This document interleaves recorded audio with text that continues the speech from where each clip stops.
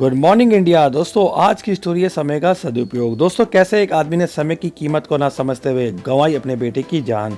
एक गांव में एक गरीब आदमी रहता था। उसके घर में उसकी पत्नी और उसकी एक बेटी और एक छोटा बेटा था। उसकी पत्नी दूसरों के घर में काम करके अपना परिवार का खर्चा चलाती थी। उसके पति जिसका नाम था राधे दिन भर नशे में डूबा रहता था। दूसरों के साथ अपना समय बर्बाद करता था। कहीं इधर ताश के पत्ते खेलता दिखता था तो कहीं उधर लोगों के दरवाजे में बैठकर गपशप मारा करता था।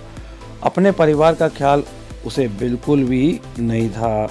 उसके माता पिता ने उसकी शादी कराकर गलती कर दी थी। बेचारी उसकी पत्नी दिन रात काम करके अपने बच्चों का पेट पालती थी। यदि उसकी पत्नी एक भी दिन काम पे ना जाए तो उसके बच्चे भूखे रह जाते थे। इसलिए उसकी पत्नी प्रत्येक दिन दूसरों के यहाँ काम करती थी। लेकिन राधे को इन बातों से कोई फर्क नहीं पड़ता था। उसे बस अपना समय बर्बाद करके हंसी मजाक और पत्ते खेलने में बहुत मजा आता था। शाम को शराब पीकर वो घर आकर जोर जोर से अपनी पत्नी को चिल्लाता था। कई बार उसने अपनी पत्नी को मारा भी, लेकिन अब उसकी पत्नी करे भी तो क्या करे।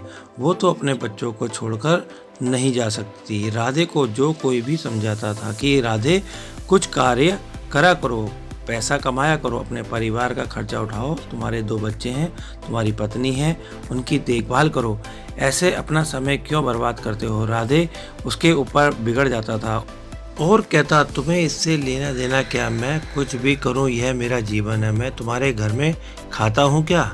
इसके कारण कोई गांव का सदस्य इससे इस विषय पे बात नहीं करता था। वह सुबह खाकर निकल जाता था और रात को शराब पी के आता था और अपनी बीवी के ऊपर गुस्सा करता था।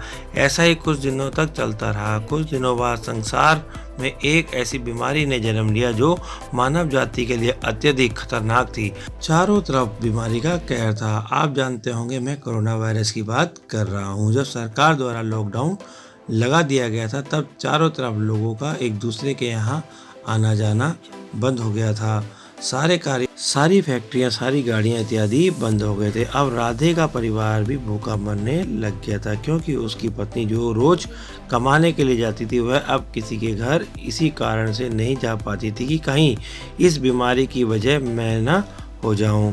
लोग उसे अब काम पर बुलाना बंद कर दिए थे। उसके परिवार में अनाज का एक दाना भी नहीं पता था, ना उसके घर में कुछ पैसे थे। अब वह क्या करता। उसका छोटा बेटा भी बीमार हो गया था। उसके बच्चे की तबीयत ज़्यादा खराब हो गई थी। तब राधे को समझ में आया कि अपने परिवार को ध्यान देना चाहिए। उसने बच्चे को अस्पताल ले जाने का सोचा, परंतु उसके पास पैसे नहीं थे। उसने गांव वालों से पैसे मांगने गया था। गांव वालों ने कहा पहले कहने पर तो हम लोगों को ही जली कटी सुनाते थे, अब इस लॉकडाउन में हमारे पास कहाँ से पैसे आए, यह कहकर वह लौटा देते थे। राधे अत्यधिक परेशान था। अब वो करे तो क्या करे। वह चाहकर भी कुछ नहीं कर सकता था। एक दिन पूरा बीत गया। उसके बेटे की तबीयत और भी ज़्यादा खराब हो गई। तभी किसी तरह उसकी पत्नी जहाँ काम करती थी वहाँ से कुछ पैसे जुटाकर लाई और राधे को अपने बच्चे को हॉस्पिटल ले जाने के लिए तैयार की।